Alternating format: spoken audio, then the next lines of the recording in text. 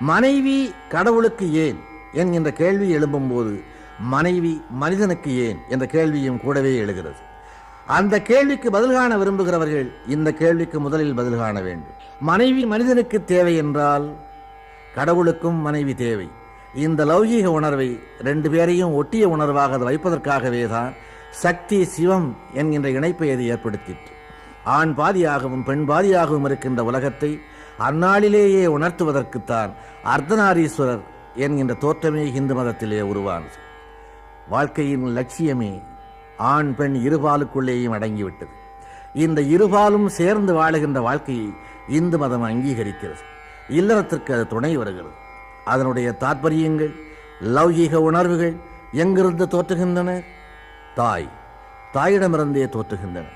சுவாமி விவேகானந்தர் அமெரிக்காவிலே சிகாகோ நகரத்தில் பேசும்போது